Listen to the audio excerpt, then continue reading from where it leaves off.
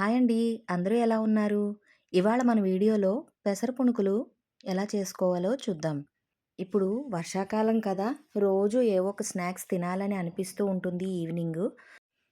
పిల్లలు కూడా స్కూల్ నుంచి ఇంటికి రాగానే ఏవైనా స్నాక్స్ కావాలని అడుగుతుంటారు.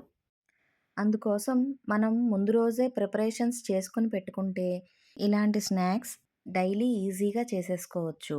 నేను పెసర పునుకుల కోసం ముందు రోజు నైటే పెసలు శుభ్రంగా కడుక్కొని, నానబెట్టుకొని, మర్నాడు ఉదయాన్నే అందులోంచి వాటర్ తీసేసి ఇలా విడిగా మూత పెట్టి పెట్టుకున్నాను. ఈవినింగ్ అయ్యేసరికి చక్కగా మొలకలొచ్చేసాయన్నమాట. ఇప్పుడు ఆ నానబెట్టిన పెసల్ని మిక్సీ కప్పులో వేసుకొని, కొంచెం జీలకర్ర, పచ్చిమిరపకాయలు, అల్లం, రుచికి సరిపడా సాల్టు వేసుకొని, మెత్తటి పిండిలా అంటే ఇంక వాటర్ పోయకుండా గారెల పిండిలా రుబ్బుకోవాలి. ఇప్పుడు సన్నగా కట్ చేసి పెట్టుకున్న ఉల్లిపాయ ముక్కలు వేసి, మొత్తం పిండిలో కలిసేలా కలుపుకొని పక్కన పెట్టుకోవాలి. ఇప్పుడు ఒక కడాయిలో కొంచెం నూనె ఎసరు పెట్టుకొని, నూనె కాగిన తర్వాత ఈ పిండిని చిన్న చిన్న పునుగుల్లా వేసుకొని వేయించుకోవాలి. ఈ పునుగులు గోల్డెన్ బ్రౌన్ వచ్చే వరకు కొంచెం మీడియం ఫ్లేమ్ మీద మాత్రమే వేయించుకోవాలి.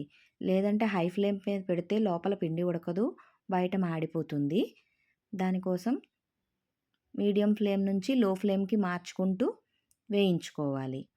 నేను తక్కువ నూనె యూజ్ చేస్తాను. ఎందుకంటే ఒకసారి యూజ్ చేసిన నూనె మళ్ళీ మళ్ళీ యూజ్ చేయడం మంచిది కాదు కదా! ఒకసారి యూజ్ చేశామంటే ఇంకా ఆ నూనెని పారబోసేయడమే.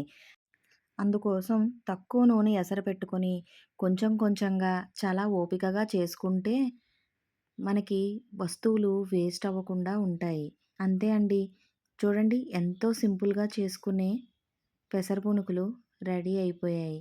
ఇవి చాలా మెత్తగా ఉంటాయి. దీనిని ఇన్‌స్టంట్ ఉల్లి చట్నీతో గానీ, అల్లం చట్నీతో గానీ తింటే చాలా బావుంటాయి. Thank you.